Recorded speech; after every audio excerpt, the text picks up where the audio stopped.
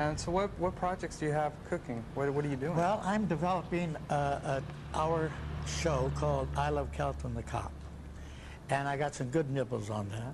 Very good. Also, I have 3 scripts under Kelton Productions that feature Kelton the Cop that I plan to do him.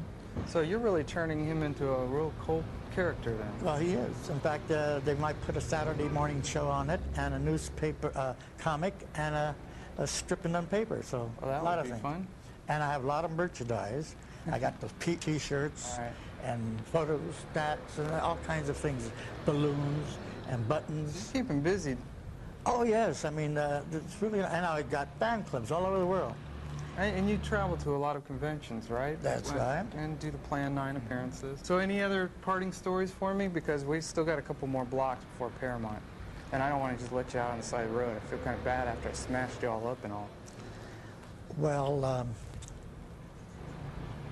a very funny one happened to me is when I was working with Joe Dante and the Explorer at Paramount. I was one of the prop masters. Right. And he didn't know who I was outside of Paul. And I never advertised my movie work when I worked as a prop master. So one day I heard him talking, and I heard Plan 9, so I went and listened like this, and I waited till they finished. So then I went in to see Joe. I said, Joe, was that Plan 9 you were talking about? He says, yes, that's the greatest, worst picture I ever made. He says, I love it. I got 60mm print. I got all the articles. And he says, I'm a real, he's a little ham too, real fan of Plan 9. And he said, I just sent my, what is it, assistant, he said, and got Night of the Ghouls. That has been released. And I said, oh, then you heard of Kelton the Cop? He said, oh, he's funny. I like him. I think he's great. And I said, well, hi, I'm Kelton the Cop. Well, he's only this tall. I think if he's any taller, he would have fainted. And, you know, he just couldn't believe me. His mouth dropped open like this. And he says, why are you doing this? I said, well, you know, heard about actors, don't you? They all have to eat, right? But anyway, it put a buzz in my head, and I thought, well, if that's what people think, maybe I'll come out and have a nice publicity thing going and get ads in the paper and all that, and maybe might hit it. So that's what I've been doing. I've been on Oprah Winfrey's show and Joe Franklin, and... you get around. Did they drive you around? Not as good as you. Oh, thanks. Oprah was a big great. bandage on your head. Yeah. But there's been a lot of shows and a lot of articles that I've done, and I expect to do many more. Yeah, that's excellent. So really, the whole Ed Wood thing has been very good to you, even if it wasn't that great to Ed at the time. Oh, right, because we were very, very close friends, and when I married him, I was the overseer of the wedding, and Bela Lugosi was the best man, and I walked in front of everyone, and then they followed me. Eddie was at the... It was at our office at the studio. And where was that? In West Hollywood. It's not there anymore. I think it's a guitar place. So anyway, I have shots of that, and she was lovely, you know, this girl. Yeah. And about 3 weeks later, I hear a banging at my door. He said, my wife just threw me out. I said, why? He said, she won't let me in. I said, come on, let me in, Pepsi. I had a little nickname at the time, Pepsi, too. And that's something, I always end up with little nicknames.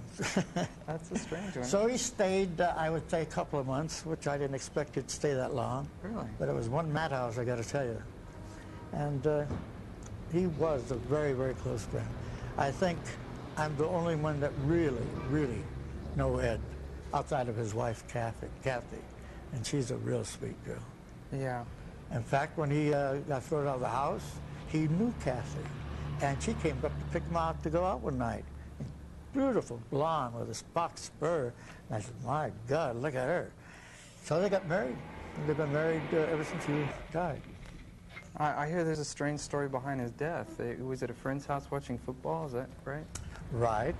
Peter Coe, he's an actor at Universal. Uh-huh. And Ed never liked football. But the girls were in the other room, and the big television was in the bedroom. So they were watching it, and Peter Coe's quite a fan. So he said, I'll be right back, Ed. I'll freshen up our drinks. So he went to the kitchen, came back, and there's Ed, like this. And he said, Ed, here. And he had a heart attack in a short time. I couldn't believe it when I heard it. And nobody knew what to do about it. But we had him cremated, and he's resting someplace very nice.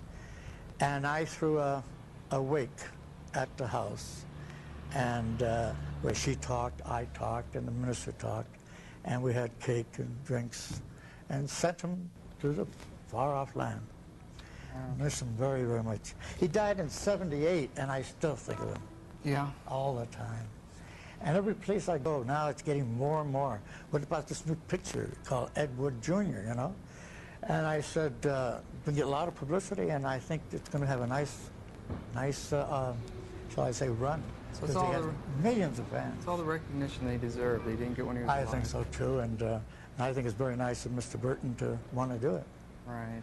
There's not, I don't think a lot of producers, I guess, never thought about it, but Mr. Burton did, and I'm glad he did. I am too. Because I know think it'll make a lot of people aware of the craft of Ed Wood. Yeah, so to make him very, very happy. Right. And I'm waiting very anxiously to meet him myself. He must be a nice guy. I believe so. Yeah. Well, maybe you get your chance. We're almost at Paramount. Maybe he's up there waiting for. Oh, I'm going to go see Michelle Manning. She's one of the executives there that Yeah. I've known for a long time. Very good. And, Well, you can explain that bandage by saying you ran into a door. Yeah, that's it. yeah, and she'll Don't say, mention my name. yes, you might want to pick her up sometime. Oh, okay. Well, I'll tell her I'll pick her up at the studio next week. Okay, well, it's good okay. having you on. Well, you will stop, though. Well, my brakes are a little weak. I'll slow down. How's that? That's nice. So just be careful when exiting, and I'm going to see you again real soon, Paul. Thank you. And very good luck with everything. We'll be in touch. I'm looking forward to the Ed Wood movie starring that's Kelton the great. Cop. Oh, no, Kelton isn't in that one. Well, he'll be in it. No, not that one, but there I go. Going to have another. Look out for that bad driver back there. Oh, yes. Oh, boy, that was fun. Well, folks, my gas light is blinking, and I can see the hood smoking a little bit, and the rear end's all crumpled up, so I think I'm going to put this heap to sleep. So thanks for joining me on the set, and I'll be in your neighborhood soon, so I'll catch you in the fast lane. This is Carpooling with Kalynn, hitting the off-ramp.